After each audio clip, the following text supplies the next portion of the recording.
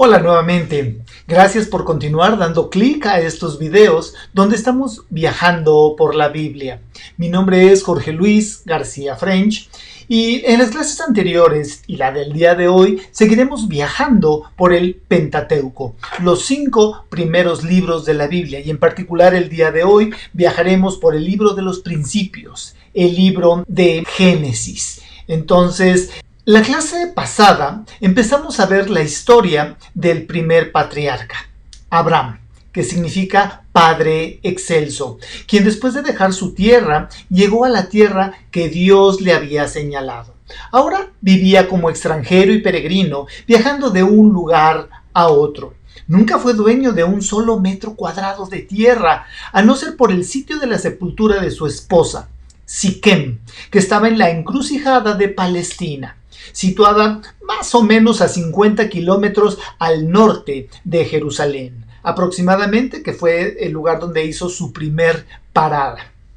Abraham llegó a la encina de Moré, considerado que era un centro de adivinación e idolatría. Y allí Dios se le apareció a Abraham por primera vez, prometiéndole o asegurándole de nuevo su presencia y prometiéndole que su descendencia heredaría toda la tierra de Canaán. Eso está en Génesis 12:4.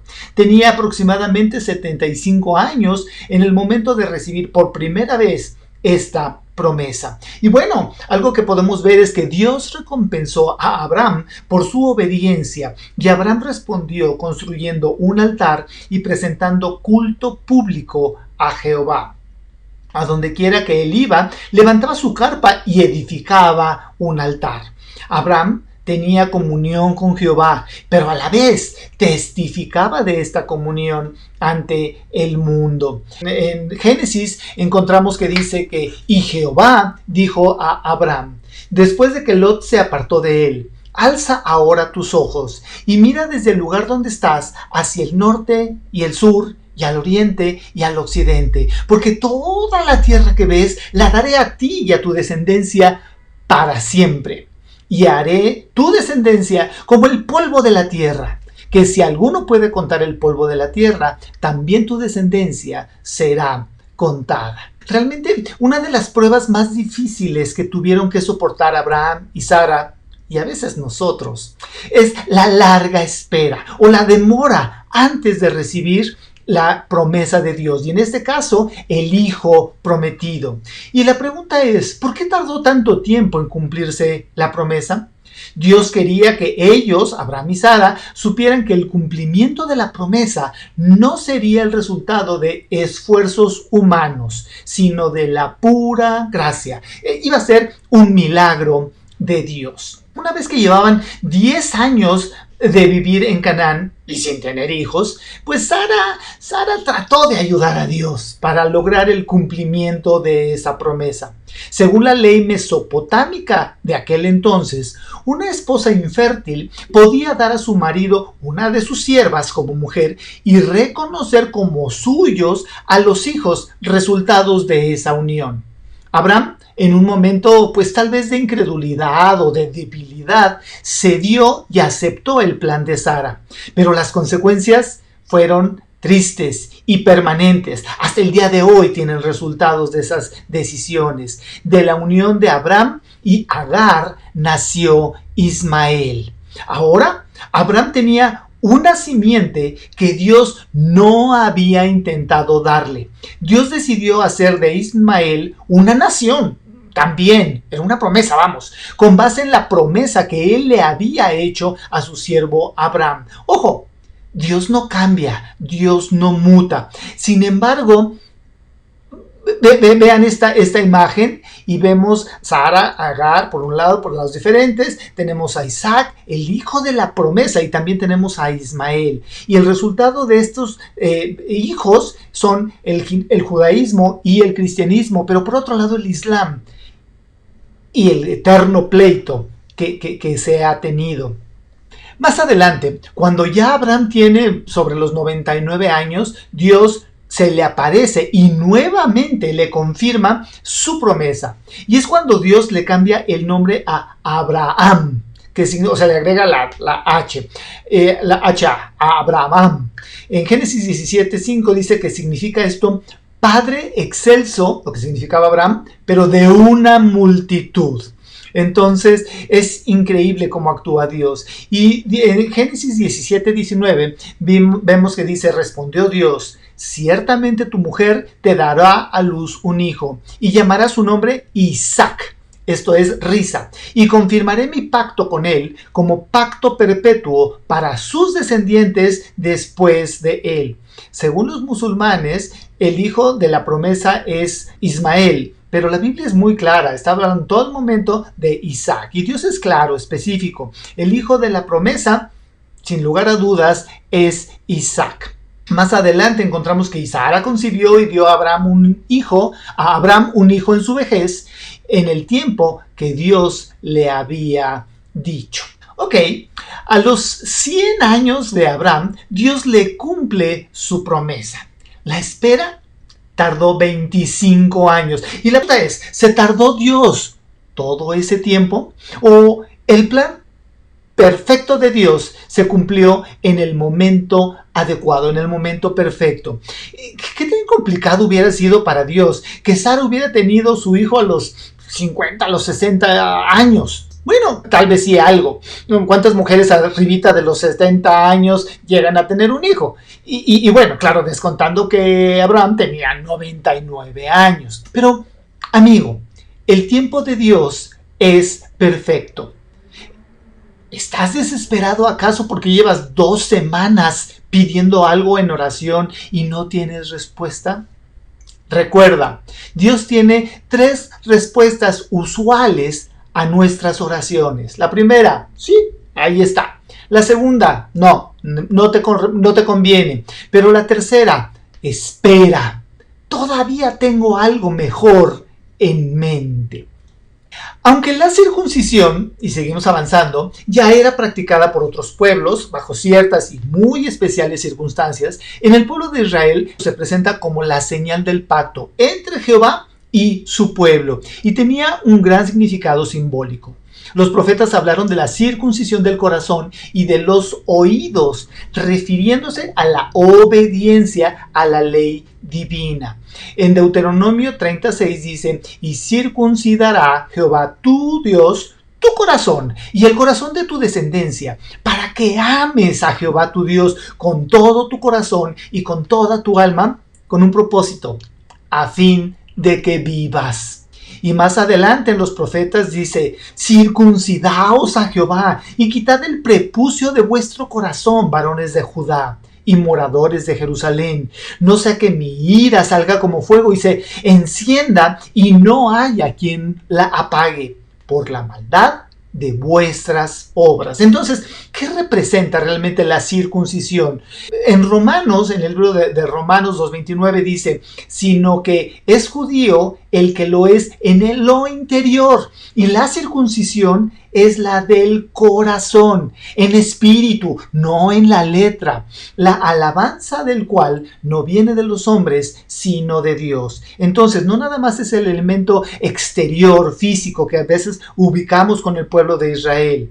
Lo importante para Dios es la circuncisión del corazón. Entonces, debemos de quitar de nuestra vida todo aquello que nos limita o nos impide amar a Dios sobre todas las cosas. Dios quiere y Dios tiene que ser el primero en nuestras vidas. Eso es el simbolismo, el significado de la circuncisión.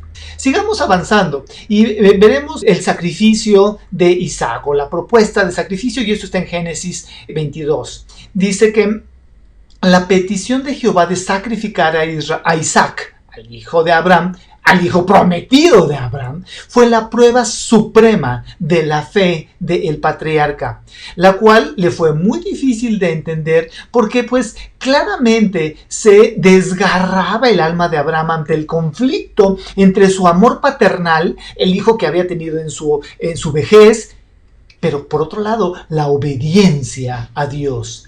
Abraham sabía que a Dios no le agradaban los sacrificios humanos a favor de los dioses. Y entonces dice, bueno, ¿y por qué me pides esto? Dios, Dios no le dio ninguna razón para que respaldara el porqué del pedido que le hacía. Entonces, recordarán que también en su momento Dios le dijo que expulsara a Ismael y a Agar y que no se preocupara. Pero en este caso Dios le pide que sacrifique a su hijo y no le da ninguna explicación. Y esta petición era totalmente contraria a la promesa de Dios de que en Isaac se formaría una nación escogida, tan abundante como las estrellas en el cielo o como la arena de la tierra. Dios pone a prueba al hombre para darle la oportunidad de demostrar su obediencia y para crecer espiritualmente. Pero antes de exponer a Abraham a la prueba final, Dios le había sometido a esta larga preparación en lo que esperaba la promesa. Y aunque Abraham no entendió la razón del requerimiento del mandato de Dios, Abraham le obedeció y le obedeció inmediatamente.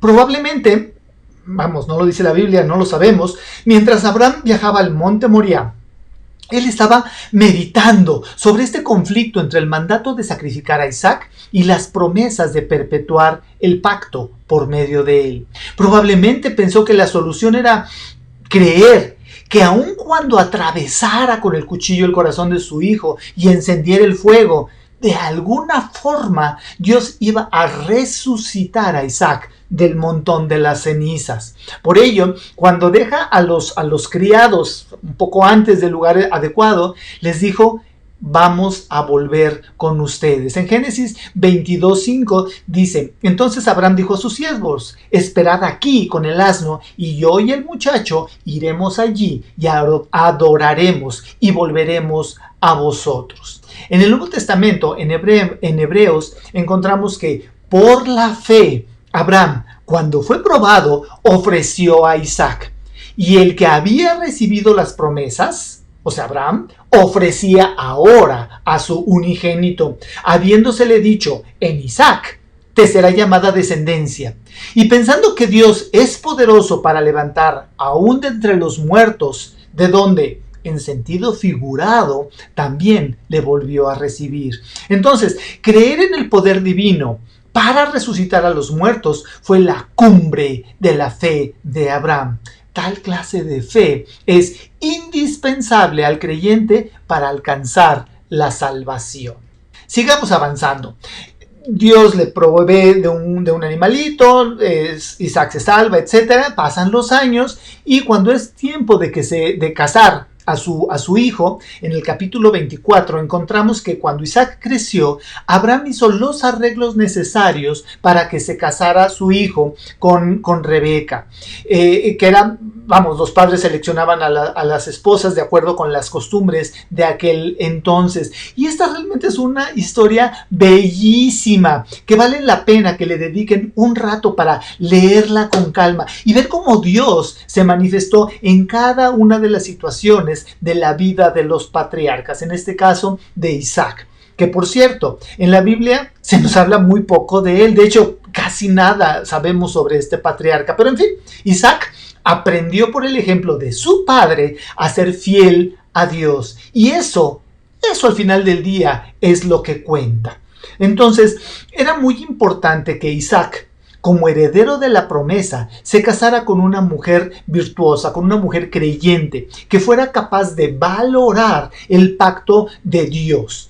Y Rebeca, precisamente, era de la parentela de Abraham. Entonces, Isaac era su sobrina política. Isaac y Rebeca tuvieron dos hijos, Esaú y Jacob. Y Esaú, creo que sabemos la historia, vendió en un momento determinado su primogenitura a Jacob. Y con ella vende el privilegio de que la promesa, como primer hijo, se cumpliera a través de su descendencia. Entonces tenemos dos hijos, Esaú y Jacob. Esaú es el primero, Jacob es el segundo, pero Esaú vende su primogenitura y se la cede a su hermano. ¡Qué historias tan interesantes! Seguimos avanzando y en Génesis 28 encontramos el pacto de Abraham, que es confirmado a Jacob. Y entonces, por la historia de la primogenitura, se pelea con el hermano está muy enojado y Jacob se exilia por varios años y se va a trabajar con su tío. Y allá se casa y tiene 2 esposas y 2 concubinas, de quien nacen 12 hijos varones, que llegarían a ser las cabezas de las 12 tribus de Israel. Entonces, pasa ya un montón de años, trabaja mucho, etc. Pero aquí lo interesante, encontramos que al regresar a la casa de su padre, eso está en Génesis 32, 28, Dios se le aparece, lucha con Jacob y Dios le cambia el nombre. Jacob significa en su idioma el usurpador. Entonces, Dios le cambia el nombre de usurpador de Jacob, se lo cambia a Israel, porque has luchado con Dios y has vencido. ¿Cómo? A ver, ¿cómo venció Jacob al ángel? Por medio de la fe. Las victorias que Dios daría al pueblo de Israel y a los que creen en el pacto de Dios se logran exclusivamente por medio de la fe. La nación que estaba por formarse serían los israelitas, el pueblo escogido por Dios por medio del pacto. Y aquí hago un paréntesis. El pueblo escogido por Dios es Israel. Guste-nos o no nos guste, sean como sean, Dios los escogió y los escogió con un propósito. Además, ellos han venido a ser bendición para nosotros. Muy bien, continuamos con la historia. Quedamos que tuvo 12 hijos, pero a ese momento el más chico es José. Y yo creo que la mayoría ha leído o conoce la historia de José. Fue el hijo favorito de Jacob y por lo tanto no lo querían sus hermanos, lo aborrecían. Adicionalmente, desde muy joven empezó a tener sueños. Y los hermanos finalmente, vienen varias situaciones, y los hermanos finalmente lo venden y es llevado a Egipto por mercaderes madianitas como esclavo, quienes a su vez, ya estando en Egipto, lo venden a Potifar, que era un oficial del faraón en Egipto. La manera en que actuaron los hermanos ilustra cómo la envidia y el odio pueden endurecer la conciencia humana. Los hermanos pasaron por alto el tiempo de angustia, los ruegos de José, porque se los pidió varias veces que lo sacaran, lo cual me lleva a pensar, ¿José habrá orado a Dios pidiendo que lo liberaran? ¿Habrá pedido poder salir de esa situación, estar en un agujero? ¿Le suena conocido? Pasar por un tiempo de prueba y de sufrimiento. La Biblia, esto es lo que nos presenta, que los personajes de la Biblia también pasaron por pruebas, también pasaron por sufrimiento. Y en el caso de José, muy probablemente oró a Dios, pero la respuesta que obtuvo, ¿cuál fue? ¿Recuerdan las 3 opciones que tenemos? Y las opciones son sí, no todavía o tengo algo mejor en mente. Espera. Entonces, José oró a Dios y su respuesta inmediatamente fue no, espérate. Después de vender a José, los hermanos engañaron cruelmente a su anciano padre. Eso está en Génesis 37. Usualmente un pecado nos lleva a cometer otro pecado u otros pecados. Siguieron ellos mintiendo, siguieron engañando. Sin embargo, cuando Faraón estaba perplejo por los sueños que había tenido, uno de unas vacas flacas que devoraban a vacas gordas y algo similar con espigas, entonces Faraón manda llamar a José para que interprete esos sueños. Y creo que saben la historia. José explica los sueños y sabiamente aconsejó que se tomaran medidas para guardar, para almacenar los frutos de los 7 años de abundancia y guardarlos para los 7 años de carestía. Este consejo le agradó tanto al faraón que José fue nombrado gobernador de todo Egipto. De un día para otro, un día estaba en la cárcel, al otro día pasa a ser el gobernador de Egipto. Solo el faraón sería mayor que él en el trono.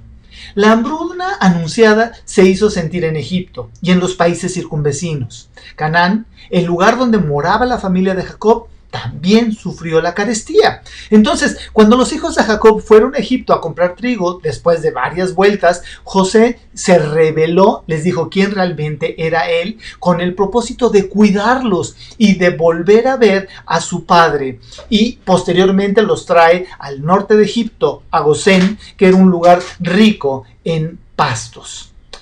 Es importante mencionar que los locos sueños que José tuvo de adolescente se cumplieron cabalmente, y todo el sufrimiento y privaciones hicieron de José el instrumento perfecto para lograr la salvación de su familia. Aunque Jacob, recuerden, se llamaba ahora Israel, disfrutaba junto con sus hijos y nietos de lo mejor de Egipto, él consideraba su vida terrenal como un peregrinaje. Estoy en Génesis 47 y aprovecho. Como cristiano, viviendo en México o donde vivas, ¿te sientes en casa? ¿Te reconoces como un peregrino en esta tierra, buscando regresar a la patria celestial? Si has vivido algún tiempo fuera de tu casa, siempre estarás recordando y añorando regresar a casa. Y como hijos de Dios, donde vivamos, allí no es nuestra casa, no es nuestra verdadera nacionalidad. Así es de que no te sientas demasiado cómodo, demasiado bien donde vives o de la nacionalidad que sea. No te adaptes a las costumbres de la gente que te rodea. No disfrutes de hablar como los demás hablan. Recuerda que de acuerdo con la Biblia, tu ciudadanía debe de ser la celestial.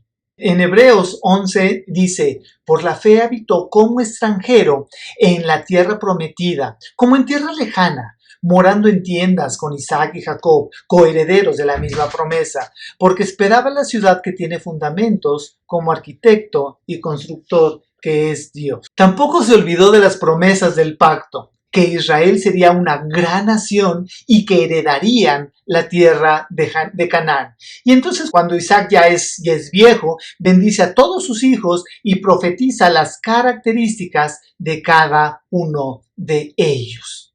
Finalmente, por la fe, Jacob miró hacia el futuro lejano y contempló la venida del Mesías.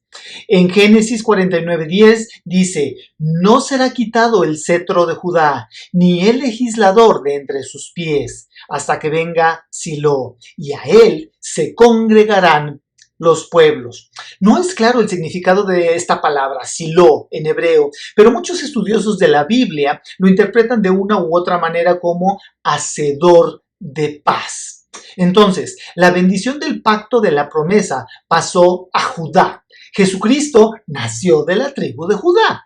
En José encontramos un carácter admirable, uno de los pocos hombres eminentes de la Biblia, en contra del cual no se hace cargo alguno. En la Biblia no se menciona a José como símbolo de Cristo, no, para nada, pero ninguna otra persona ilustra mejor la vida y obra de El Salvador. Él obtuvo salvación para quienes lo traicionaron, sus hermanos, y lo rechazaron. Se humilló, perdonó a los que lo maltrataron, y a él, igual que al Salvador, todos tenían que ir en busca de socorro o perecer, tenían que ir en busca de comida. Entonces, con la muerte de Jacob, acaban los patriarcas del pueblo de Israel. Recordemos, hubo 3 patriarcas, Abraham, Isaac y Jacob, nada más 3 patriarcas, y se abre lugar ahora para los líderes. Pero eso es otra historia que veremos próximamente. A continuación veremos un video sobre el cierre de Génesis. El Señor los bendiga. El libro de Génesis. En el primer video vimos cómo los capítulos del 1 al 11 establecen la narrativa básica de la Biblia. Dios ha creado todas las cosas y hace a los humanos a su imagen para gobernar la tierra a su nombre. Los humanos eligen el pecado y la rebelión. Así que el mundo se sale de control hacia la violencia y la muerte, llevando a la rebelión y dispersión de la gente en Babilonia. A partir de esa dispersión en Babilonia, el autor traza la genealogía de una sola familia, que eventualmente lleva a un hombre llamado Abraham, luego conocido como Abraham.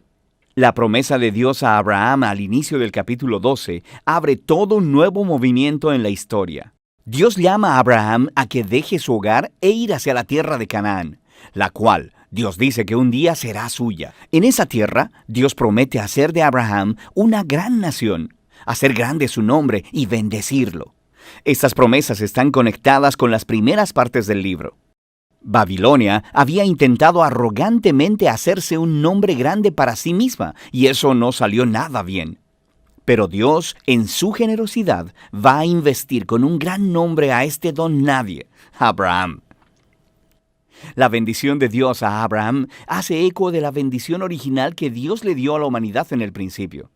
Así que la pregunta es, ¿por qué Dios va a bendecir a Abraham y su familia?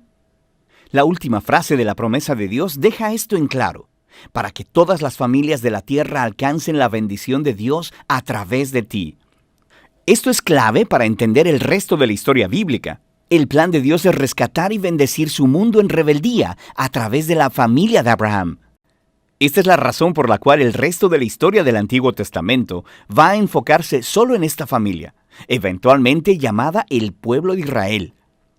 Esta es también la razón por la que más tarde Israel será llamado un reino de sacerdotes en el monte Sinaí. Dios quiere usarlos para mostrarle a todas las otras naciones cómo es Él. En última instancia, esta promesa recogida más tarde por los profetas y poetas bíblicos que dicen que su cumplimiento vendrá a través del rey mesiánico de Israel, cuyo reino traerá justicia y paz a todas las naciones. En este punto de la historia, nada de esto está claro. Solo tienes que seguir leyendo y ver cómo se desarrolla la promesa. El resto del libro se concentra en Abraham y su familia. Primero en Abraham mismo, luego en su hijo Isaac y luego en el hijo de este, Jacob, y posteriormente en los 12 hijos de Jacob. Estas historias sobre cada generación están unidas por dos temas principales. Primero, cada generación de la familia de Abraham está marcada por un repetido fracaso. Ellos siguen tomando decisiones realmente malas que arruinan sus vidas y ponen en peligro las promesas de Dios. Sin embargo, Dios permanece fiel a ellos. Él continúa rescatándolos de sí mismos y reafirmando su compromiso de bendecirlos y de bendecir las naciones a través de ellos a pesar de sus fracasos. Las historias de Abraham. Dios había prometido a Abraham una gran familia, pero en dos ocasiones diferentes, él teme por su vida porque otros hombres se sienten atraídos por su esposa. Él hasta niega que está casado con ella, lo que crea, por supuesto, muchos problemas. Y no solo eso, Abraham y su esposa Sara no pueden tener hijos. Así que Sara hace arreglos para que Abraham se acueste con una de sus sirvientas, lo cual causa todos estos problemas. Pero en cada ocasión, Dios libra a Abraham. En los capítulos 15 y 17, Dios hasta formaliza su promesa a Abraham con un compromiso oficial llamado pacto. Esta es una escena clásica. Dios invita a Abraham a mirar las estrellas del cielo y a contarlas. Él le dice que así de numerosa será su familia. A pesar de todos los obstáculos de no tener hijos, ni la manera de tenerlos en ese momento, Abraham mira al cielo y simplemente confía en la promesa de Dios. Dios responde, entrando en un pacto con Abraham, prometiéndole que se convertirá en padre de muchas naciones para que la bendición de Dios pueda alcanzar a todo el mundo. Dios pidió a Abraham que marcara a su familia con una señal del pacto, la circuncisión de todos los varones en la familia. Este es un símbolo que les recordará que la fecundidad de su familia es un regalo de Dios. Eventualmente, Abraham tiene muchos hijos y muere anciano en buena vejez. Las historias de Jacob desarrollan estos temas en forma todavía más dramática. Desde su nacimiento, Jacob vive a la altura de su nombre, que significa engañador. Estafa a su hermano y le quita su herencia y bendición. Lo hace nada más y nada menos que engañando a su anciano y ciego padre. Luego, simplemente se va. Va y toma 4 esposas, aunque realmente solo ama a una, Raquel. Él crea un montón de rivalidades en la familia. Lo único que lo humilla es ser engañado por su tío Labán, quien le engaña durante años de su vida. La situación finalmente se invierte. Es un Jacob humillado el que regresa a su tierra. En una historia muy extraña, Jacob termina luchando con Dios, demandando que Dios lo bendiga. Algunas cosas realmente nunca cambian, ¿verdad? Sin embargo, Dios honra su determinación y pasa la bendición de Abraham a él. Él le cambió el nombre de Jacob a Israel, que significa el que lucha con Dios. En esta última parte del libro, la historia de los hijos de Jacob es donde todos los temas llegan a un punto crítico. Jacob ama a su penúltimo hijo, José, más que a todos los demás y le da una túnica especial. Los 10 hijos mayores llegan a odiar a José. Lo secuestran y planean matarlo, pero en lugar de eso deciden solo venderlo como esclavo en Egipto, donde termina en prisión, hablando de fracasos familiares. Pero Dios está con José. Él orquesta la liberación de José de la prisión y Faraón termina elevando a José como segundo al mando sobre todo Egipto. José salva a la nación de Egipto durante una hambruna. También termina salvando a sus hermanos y a su familia de morir de hambre. Una vez más, podemos ver cómo la locura y el pecado de la familia de Abraham se encuentra con la fidelidad de Dios, quien transforma hasta la maldad de los hermanos de José en una ocasión para salvar vidas. De hecho, esto es lo que José dice casi al final del libro. Él le dice a sus hermanos: ustedes pensaron hacerme mal, pero Dios lo cambió en bien para salvar muchas vidas. Estas palabras están estratégicamente colocadas al final del libro porque resumen no solo la historia de José y sus hermanos, sino del libro como un todo. De Génesis 3 en adelante, los humanos actúan egoístamente y haciendo el mal, pero este Dios no va a dejar su mundo de su propia cuenta. Él permanece fiel y determinado a bendecir a las personas a pesar de sus fracasos. Puedes ver esto especialmente en cómo esa misteriosa promesa acerca del descendiente de la mujer se desarrolla a través del libro. Dios prometió que un vencedor herido vendría y aplastaría a la serpiente y derrotaría el mal desde su raíz. Luego, el autor conecta esta promesa directamente con el linaje de Abraham. Esto es una parte de cómo Dios traerá su bendición a las naciones.